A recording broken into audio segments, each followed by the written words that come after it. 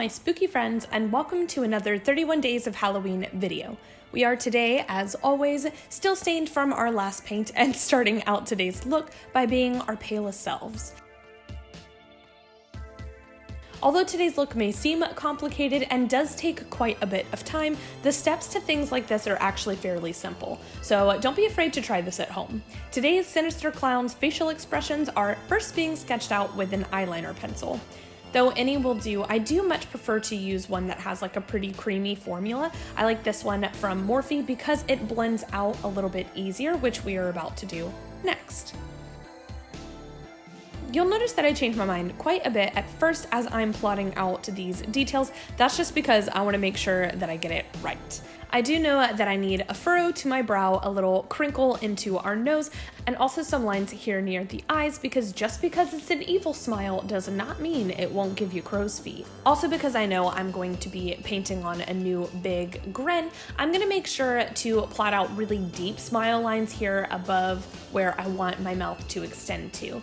After everything is nice and plotted out, we're going to be using a dry brush to kind of smoke, smear, blur, whatever it is that you prefer. Wow, that rhymed. The harshness of those lines so that our new wrinkles can look slightly more natural. I mean, like as natural as wrinkles from a big fake grimace would make.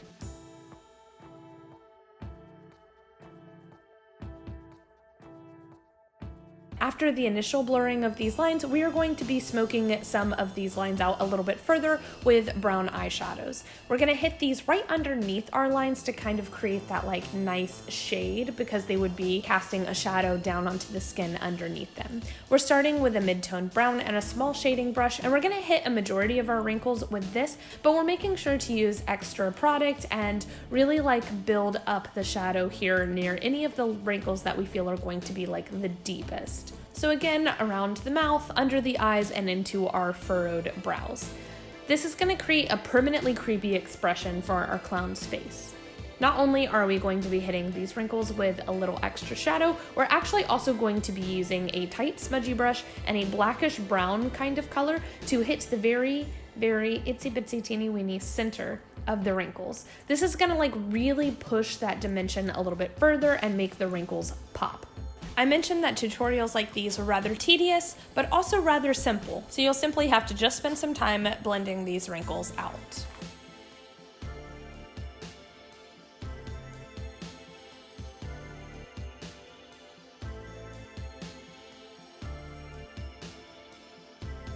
And just like with any of our body paints, we need to make sure to highlight our look. For highlighter, I wanted to make sure that the normal flesh toned, or I guess in this case, the like super like almost dead looking fleshy tone here of our clown is going to pop out a bit more. I used that same super pale foundation from earlier on a rounded flat brush, and I carved in between our shadows to kind of highlight our face folds. Face folds. I really think that this gave the whole look so much more life. Or death, I guess it would be, since this incredibly creepy, probably undead clown is what we're going for.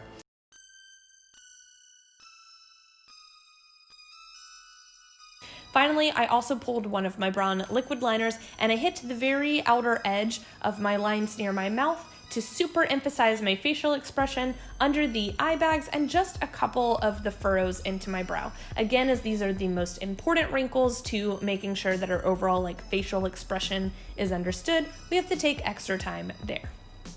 We have our smile's wrinkles, now we just need our big cheesy smile. I'm outlining it first in a thick pink line, and this is going to be its gums. Then I outlined with a black paint, and then using a thick square brush, I used a mixture of tan and white water-activated paints to sketch out new teeth on top and also on the bottom.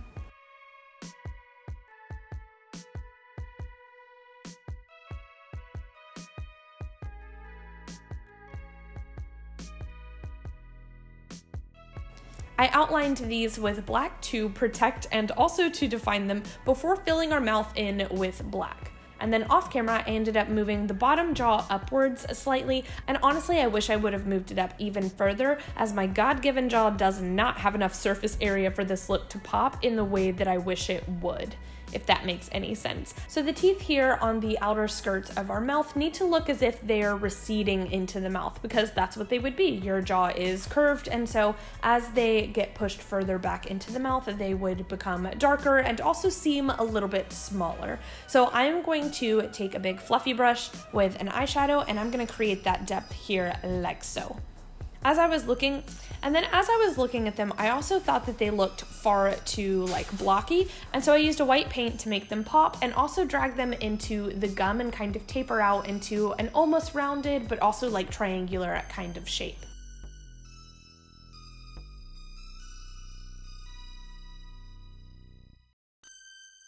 Finally, the clothes.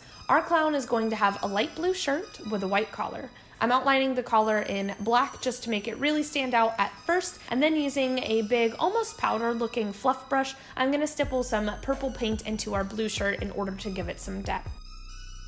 And the bow. We can't forget our grungy little bow.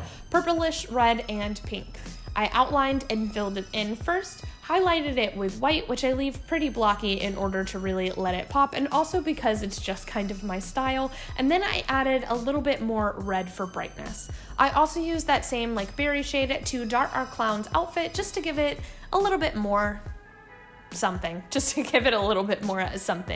I added some dirty looking eyeshadow to my neck, so that my neck could be more cohesive here with my face and the look overall. And I thought I was done, filmed an outro, took pictures, and was about to shower it all off when I realized that I still needed a little bit of an extra punch. So I picked up a fluffy brush and I dotted some light blue, followed by some purple, and then finally followed by some lime green paint across my lids, through the brow, under the eyes, and down towards my mouth, almost as if to imitate clown makeup. I felt this really helped to tie the face and the costume in together, and I thought it was exactly what this look needed in order to be complete. All right, and that's that on that. I love you guys so much. Thank you so much for watching. I hope that you enjoyed this video and all of the Halloween content that I've had for you guys so far this year. I hope you're looking forward to what's next. I know that I am. Don't forget to subscribe if you're not already. Share this video with a makeup-loving friend. Have a very fun, safe, somewhat spooky day, and I will see you beautiful people in tomorrow's video. Bye.